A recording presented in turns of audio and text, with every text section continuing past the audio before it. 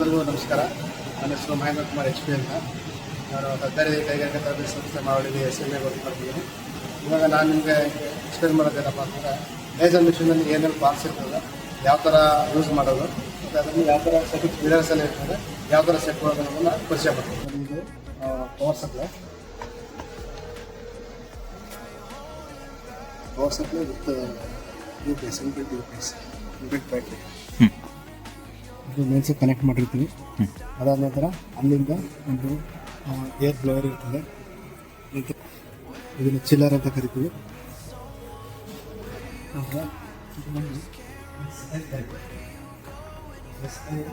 ಅವ್ರದ್ದು ಮ್ಯಾನುಫ್ಯಾಕ್ಚರ್ ಮಾಡಿರ್ತಕ್ಕಂಥ ಒಂದು ಮಿಷಿನ್. SI ಅಂದರೆ ಸುರೇಶ್ ಇಂದು ಲೇಸರ್ ಮಿಷಿನ್ ಅಂತೇಳಿ. ಅದು ಬಂದು ಅವ್ರ ಫ್ಯಾಕ್ಟ್ರಿ ಬಂದು ಪುಣೆಯಲ್ಲಿ. ಮಾಡಲ್ ಸೀರಿಯಲ್ ನಂಬರ್ ಬಂದು 1624. ಅದ್ರ ಡೈಮೆನ್ಷನ್ ಬಂದು 4x4.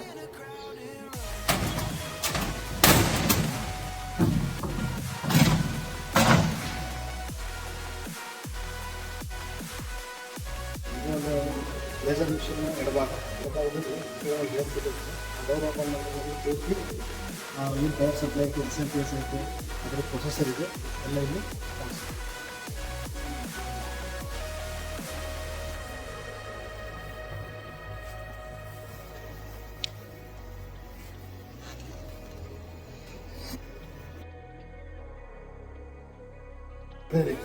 ಮಿಷಿನಿನ ಹಿಂಭಾಗದಲ್ಲಿ ಒಂದು ಲೇಸರ್ ಟ್ಯೂಬ್ ಇರ್ತದೆ. ಇದು ತುಂಬ ಮೇಜರ್ ಕಾಂಪೋನೆಂಟ್. ಈ ಒಂದು ಲೇಸರ್ ಟ್ಯೂಬಲ್ಲಿ CO2 ಲೇಸರ್ ಟ್ಯೂಬ್ ಆಗಿರ್ತದೆ. ಈ CO2 ಲೇಸರ್ ಟ್ಯೂಬಲ್ಲಿ ಎರಡು ಮಿರರ್ನ ಬಳಸಿರ್ತದೆ. ಇದರ ಒಂದು ಈ ಮಿರರನ್ನು ಕರಿತೀವಿ ಪಾರ್ಷಿಯಲಿ ಸಿಲ್ವರ್ಡ್ ಮಿರರ್ ಅಂತ ಕರಿತೀವಿ.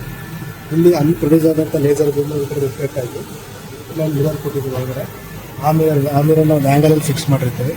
ಆ ಮಿರರಿಂದ ಸೀದಾ ಇನ್ನೊಂದು ಮಿರರ್ ಟು ಮಿರರ್ 3.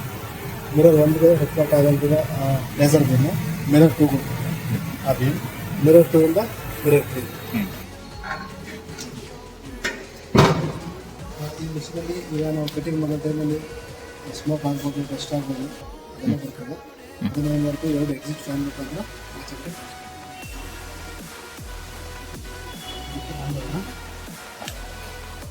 ಇದು ಕಾಮನ್ ಬಟನ್ ಇರ್ತದೆ ಮತ್ತು ಒಂದು ಆನ್ ಬಟನ್ ಇರ್ತದೆ.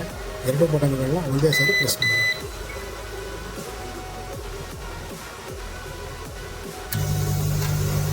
ಅದಾದ್ಮೇಲೆ ಅಷ್ಟು ಚಿಲ್ಲರ್ ಇರ್ತದೆ, ಆ ಚಿಲ್ಲರ್ನ ಆನ್ ಮಾಡ್ತೀವಿ.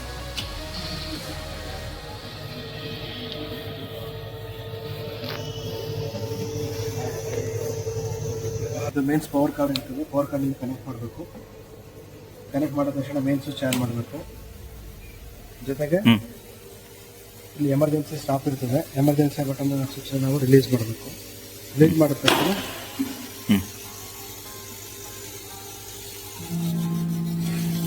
ಸ್ವಿಚ್ ರಿಲೀಸ್ ಮಾಡಿದ ತಕ್ಷಣ ಸಿಸ್ಟಮ್ ರಿಸ್ಟಾರ್ಟ್ ಆಗುತ್ತೆ.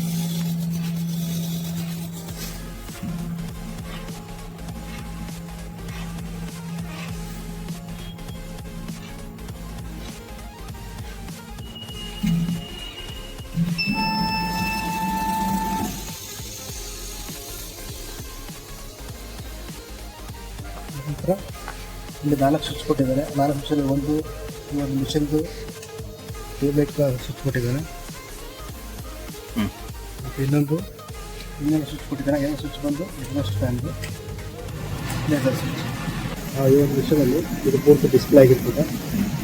ಈ ಡಿಸ್ಪ್ಲೇನಲ್ಲಿ ನಾವೇನು ಪ್ರೋಗ್ರಾಮ್ ಫೀಡ್ ಮಾಡ್ತೀವಿ, ಈ ಪ್ರೋಗ್ರಾಮ್ನ ಸಿಸ್ಟಮ್ ಮುಖಾಂತರ ಅದನ್ನು ಕನೆಕ್ಟ್ ಮಾಡ್ಬೋದು, ಅಥವಾ ಪೆನ್ಡ್ರೈವ್ಗೆ ಡೌನ್ಲೋಡ್ ಮಾಡಿ ಪೆನ್ಡ್ರೈವ್ ಮುಖಾಂತರ ಏನಾದರೂ ಇದು ಪ್ರೋಗ್ರಾಮ್ನ ಕೊಡ್ಬೋದು. ಜೊತೆಗೆ ನಾವೇನು ಡಿಸೈನ್ ಮಾಡಿರ್ತೀವಿ ಡಿಸೈನ್ ಅಂದರೆ ಡಿಸ್ಪ್ಲೇ ಆಗ್ತಿರ್ತದೆ.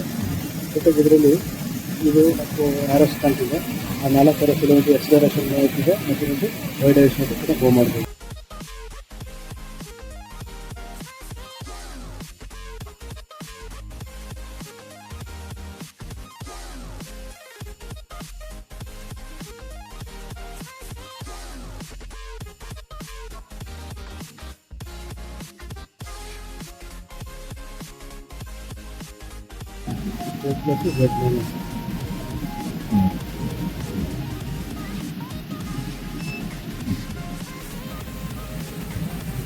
ಆಲ್ರೆಡಿ ಈ ಒಂದು ಮಿಷನಲ್ಲಿ ಏನು ಪ್ರೋಗ್ರಾಮ್ ಸೇವ್ ಆಗಿರ್ತದೆ, ಪ್ರೋಗ್ರಾಮ್ಗಳನ್ನ ನೋಡಬೇಕಾದ್ರೆ ಟಿಕೆಟ್ ಕೊಡಬೇಕು, ಫೈಲ್ಗೆ ಹೋಗ್ಬೇಕು. ಫೈಲಲ್ಲಿ ಸುಮಾರು ಪ್ರೋಗ್ರಾಮ್ಸ್ ಇರ್ತದೆ. ನಾವು ಯಾವ ಪ್ರೋಗ್ರಾಮ್ ಬೇಕು ಆ ಪ್ರೋಗ್ರಾಮನ್ನು ಸೆಲೆಕ್ಟ್ ಮಾಡಬೇಕು.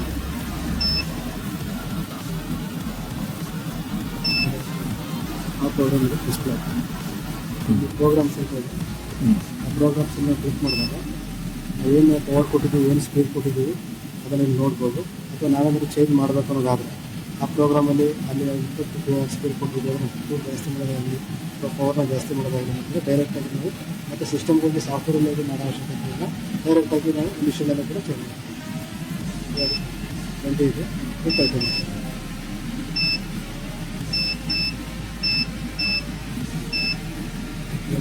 ಸ್ಪೀಡ್ ಚೇಂಜ್ ಆಯಿತು. ಅದೇ ರೀತಿ ಪವರ್ ಕೂಡ ನಾವು ಚೇಂಜ್ ಮಾಡ್ತೀವಿ.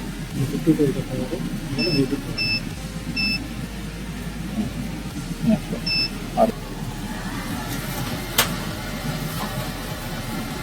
ಇವಾಗ ಅವಾಗೇನೋ ಡಿಸೈನ್ ಮಾಡಿದ್ದೀವಿ, ಆ ಡಿಸೈನ್ಗೆ ನಾವು ಆರ್ಜಿನ್ ಸೆಟ್ ಮಾಡಿ ಲೇಸರ್ ಕಟಿಂಗ್ ಮಾಡ್ತೀವಿ.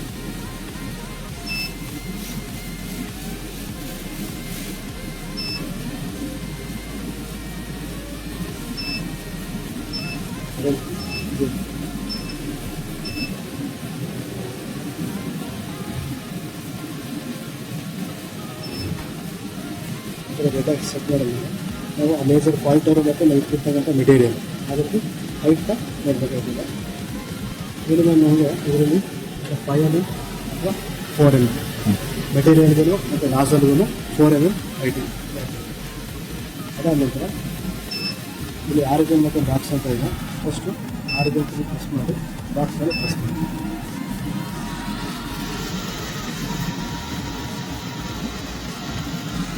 ಒಂದ್ಸಲ ಲೇಸರ್ ಕನ್ಫರ್ಮ್ ಮಾಡಿಬಿಟ್ಟು ಸ್ಟಾರ್ಟ್ ಬಟನ್ ಪ್ರೆಸ್ ಮಾಡಿ.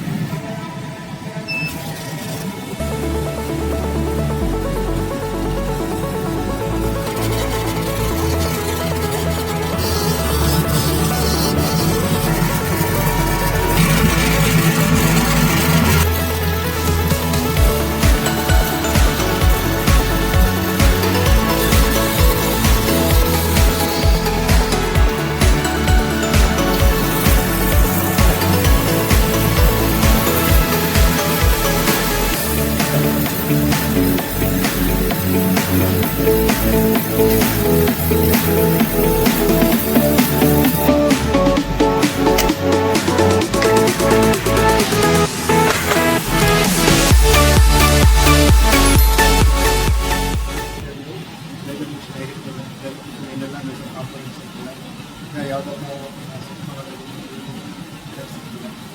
ಡಿಸ್ಪ್ಲೇನಲ್ಲಿ ಯಾವ ರೀತಿ